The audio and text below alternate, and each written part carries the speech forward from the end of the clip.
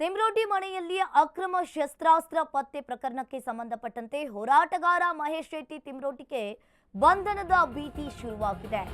ತಿಮ್ರೋಟಿ ಮನೆಯಲ್ಲಿ ಅಕ್ರಮ ಶಸ್ತ್ರಾಸ್ತ್ರ ಪತ್ತೆ ಪ್ರಕರಣಕ್ಕೆ ಸಂಬಂಧಪಟ್ಟಂತೆ ಹೋರಾಟಗಾರ ಮಹೇಶ್ ಶೆಟ್ಟಿ ತಿಮ್ರೋಟಿಗೆ ಬಂಧನದ ಭೀತಿ ಶುರುವಾಗಿದೆ.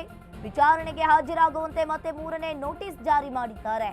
ಸೆಪ್ಟೆಂಬರ್ 29ಕ್ಕೆ ವಿಚಾರಣೆಗೆ ಬರದಿದ್ರೆ ಬಂಧನ ಮಾಡುವ ಸಾಧ್ಯತೆ ಇದೆ. ಈಗಾಗಲೇ ನಿರೀಕ್ಷಣಾ ಜಾಮೀನಿಗೆ ಸಲ್ಲಿಕೆ ಮಾಡಿದ್ದಾರೆ. ದಕ್ಷಿಣ ಕನ್ನಡದ ಪ್ರಧಾನ ಸೆಷನ್ಸ್ ನ್ಯಾಯಾಲಯಕ್ಕೆ ಅರ್ಜಿ ಸಲ್ಲಿಕೆ ಆಗಿರುವಂತದ್ದು. ಸರ್ಕಾರಿ ಅಭಿಯೋಜಕರಿಗೆ ಅರ್ಜಿ ಸಲ್ಲಿಕೆ ಆಗಿದೆ.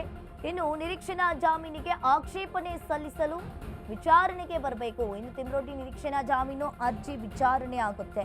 ತಿಮ್ರೋಟಿ ಮನೆಯಲ್ಲಿ ಅಕ್ರಮ ಶಸ್ತ್ರಾಸ್ತ್ರ ಪತ್ತೆ ಪ್ರಕರಣಕ್ಕೆ ಸಂಬಂಧಪಟ್ಟಂತೆ ಹೋರಾಟಗಾರ ಮಹೇಶ್ ಶೆಟ್ಟಿ ತಿಮ್ರೋಟಿಗೆ ಈಗ ಬಂಧನದ ಭೀತಿ ಶುರುವಾಗಿದೆ.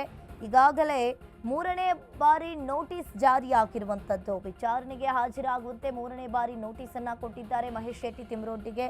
ಆದರೂ ಕೂಡ ನೋಟಿಸ್ ಜಾರಿ ಮಾಡಿದ್ರು ಕೂಡ ವಿಚಾರಣೆಗೆ ಮಹೇಶ್ ಶೆಟ್ಟಿ ತಿಮ್ರೋಟಿ ಹಾಜರಾಗಿಲ್ಲ. ಇದೇ ಸೆಪ್ಟೆಂಬರ್ 29ಕ್ಕೆ ವಿಚಾರಣೆಗೆ ಬರೆದಿದ್ರೆ ಬಂಧನ ಮಾಡುವ ಸಾಧ್ಯತೆಗಳು ಕೂಡ ಇದೆ. ಈಗಾಗಲೇ ನಿರೀಕ್ಷಣಾ ಜಾಮೀನಿಗೆ ತಿಮ್ರೋಟಿ ಒಂದು ರೀತಿಯಾಗಿ ಅರ್ಜಿ ಸಲ್ಲಿಕೆ ಮಾಡಿದ್ದಾರೆ. ದಕ್ಷಿಣ ಕನ್ನಡದ ಪ್ರಧಾನ ಸೆಷನ್ಸ್ ನ್ಯಾಯಾಲಯಕ್ಕೆ ಅರ್ಜಿ ಸಲ್ಲಿಕೆಯನ್ನ ಮಾಡಲಾಗಿದೆ. ಸರ್ಕಾರಿ ಅಭಿಯೋಜಕರಿಗೆ ಕೋರ್ಟ್ನಿಂದ ಈಗಾಗಲೇ ನೋಟಿಸ್ ಕೂಡ ಜಾರಿ ಆಗಿರುವಂತದ್ದು. ಧರ್ಮಸ್ಥಳದಲ್ಲಿ ಶವಗಳನ್ನ ಹೂತಿಟ್ಟ ಆರೋಪ ಪ್ರಕರಣಕ್ಕೆ ಸಂಬಂಧಪಟ್ಟಂತೆ ಈಗಾಗಲೇ ದಿನದಿನಕ್ಕೂ ಕೂಡ ಒಂದರ ಮೇಲೆ ಒಂದರಂತೆ ಟ್ವಿಸ್ಟ್ ಮೇಲೆ ಟ್ವಿಸ್ಟ್ ಸಿಗ್ತಾ ಇರುವಂತದ್ದು. ಈಗ ಮಹೇಶ್ ಶೆಟ್ಟಿ ತಿಮ್ರೋಟಿ ಮನೆಯಲ್ಲಿ ಅಕ್ರಮ ಶಸ್ತ್ರಾಸ್ತ್ರ ಪತ್ತೆಯಾಗಿರುವಂತದ್ದು.